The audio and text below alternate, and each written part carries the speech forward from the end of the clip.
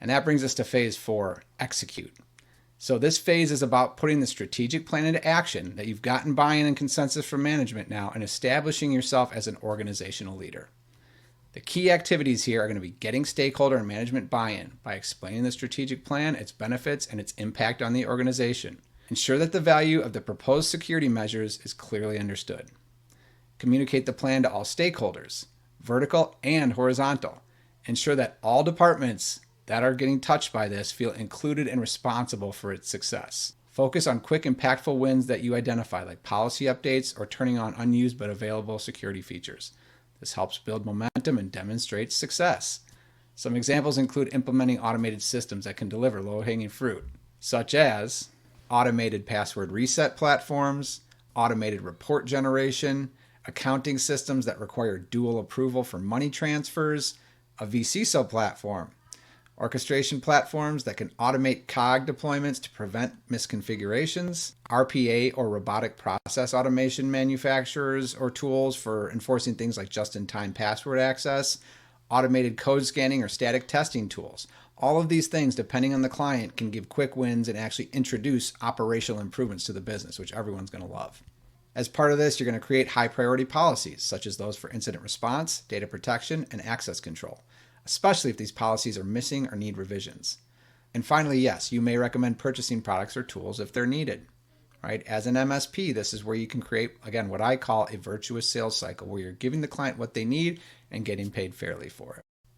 And that brings us to phase 5, reporting. This final phase involves validating the strategy's effectiveness, crafting detailed reports, and continuously adapting the security measures. The vCISO typically reports to the CFO and CIO, sharing updates on progress, upcoming tasks, and timelines. As part of the communication plan set with stakeholders, it's important to understand what they want to know and how often they want updates. It's essential to ensure that technical findings are translated into business impact when you do this. Stakeholders care most about how cybersecurity measures affect their bottom line, growth, and operational efficiency. By explaining how risk assessments, compliance gaps, or remediation efforts translate into cost savings, risk mitigation, and competitive advantage, you're making it easier for decision makers to act.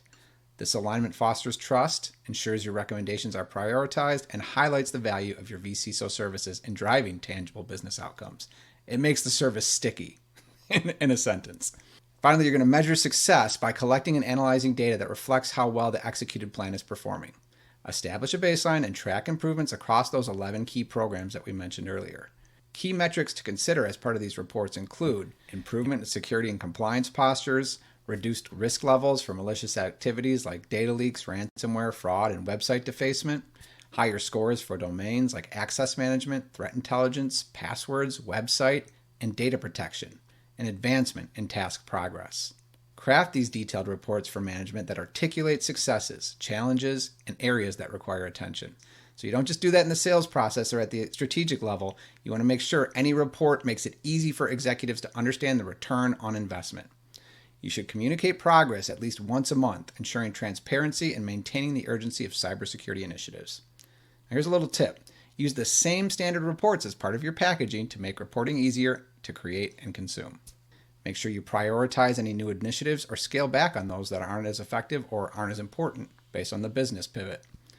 Work closely with the executive team to interpret, report findings, and plan for the coming quarters. Continuously adapt and improve your processes and controls to keep security measures effective and relevant. Now, in your first 100 days, you have laid down substantial groundwork. You've built relationships with key stakeholders, aligned security goals with business objectives, and delivered a number of quick wins, as well as leveraging automation for efficiency. All right, so like I said, that was a lot.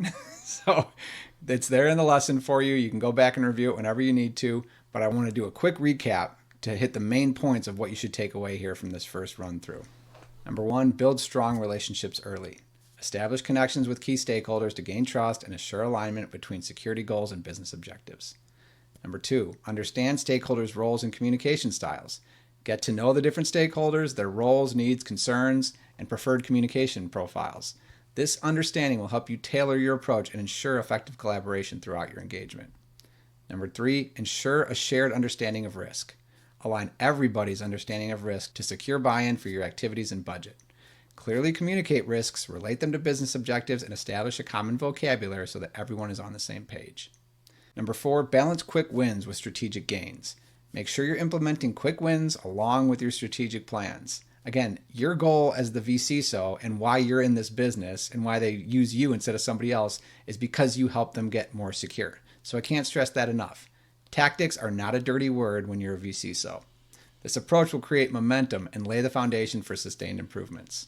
And finally, number 5, communicate clearly and regularly. Effective communication is key to aligning security initiatives with business goals. Regularly update stakeholders on progress, risks, and next steps, ensuring transparency and maintaining the urgency of cybersecurity efforts. All right, so we've come to the end of this lesson, and I just want to leave you with this. Staying ahead of the curve also requires developing a culture of security within the organization. This includes regular training, proactive threat hunting, incident response drills, and being on the constant lookout for automated solutions. Doing this will ensure that they are well equipped to manage and mitigate incidents effectively.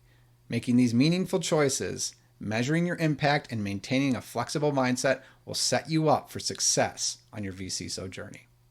Thanks for joining us, and we'll see you in the next lesson.